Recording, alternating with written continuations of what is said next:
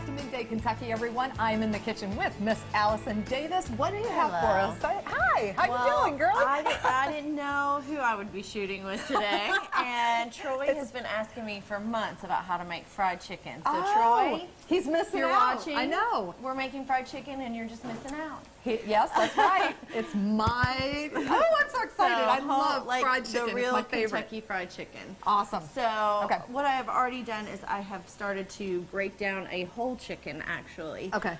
So I just wanted to briefly kind of mention that. All right. When you do, you can save money by getting a whole chicken. And so what I do is I just get in there and basically you find the joints. Okay. And then you just take your knife and you just cut right around the joints. I never get a whole chicken like that ever. Well, you can save a lot of money. So you just start cutting through the joints, and then you take the breast off the breastbone, and you're good to go. But I'm going to go ahead and kind of move forward, so that we can do that. And I'll probably even look at maybe posting a video on how to do that on our YouTube channel. I think that's a good idea. Just on how to break down a whole chicken, because I do get that question. And it's exactly the same way you do a turkey. Okay. So.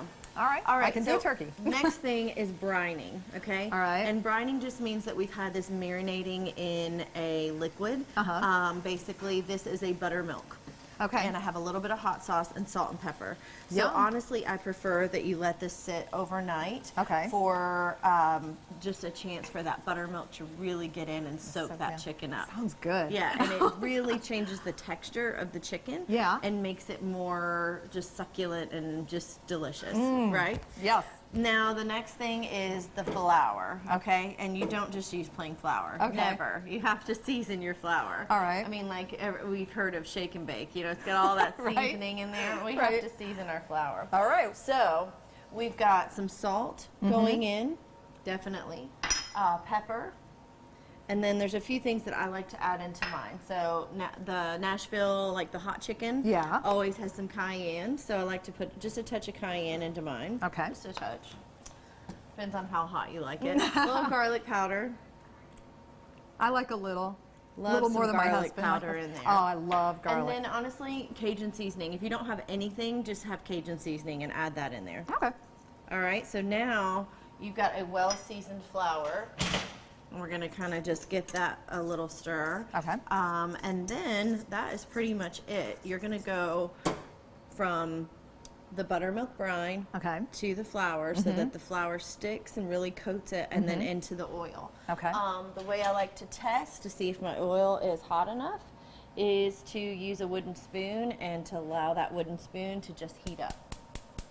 And if the wooden spoon is bubbling, then you know your oil is hot enough. So really? This just needs, a minute Learn or something new every day. I love it. Right? So what a great way to test too, because that's always a problem. I mean, when I go to cook, it's like you do need to make sure that the oil is ready to go, ready to just like when you're zip frying, you want it to be somewhere. And if you don't do this method, you want it to be somewhere between 350 and 365. Okay. For it to really get that nice kind of golden brown. Okay. Good. Now, a couple other things that you need to kind of prep your plate up. You need a wire rack. Okay.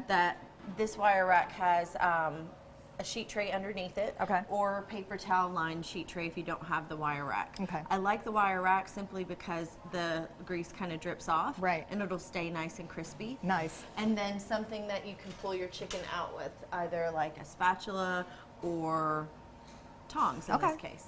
So we're going to go into our fryer, and then we're going to let these brown up. All right. And then we are going to taste these guys. Awesome. Well, let's go ahead and finish some up, and we'll come back and give it a taste test. Perfect. All right. So how Chicken long? is ready. How long did we cook it for? Okay, so the chicken went in the fryer. We let it get nice and brown, but here's my trick. You want to let it get brown. You want to have a hot oil, but I don't finish it in the oil. Okay. So it was still raw, but crispy on the outside, and then I put it in the oven on that wire rack for about 10 to 15 minutes, depending on the thickness of the chicken, and let it cook at about 400 degrees until it reaches that internal temperature of about 162 to 165. Okay, all right. Now we're ready to taste. Well, and plus you have the collard greens around the side yeah, too. So there's nothing more southern than putting a few little collard greens on the table with a little bit of bacon mixed in. Oh, yeah, so good. We're gonna cut into this guy. Awesome. And we're using our manners right now, but honestly, if I was just at home eating this, I would just pick the whole thing well, up and Troy's missing out because he is, of course, doing a juicing cleanse, and he's gonna miss out on the chicken. So we're gonna give this a try, and I'll try it for you, Troy. Oh my gosh, this is so, oh, Allison. Sorry, Troy, you missed out on this one.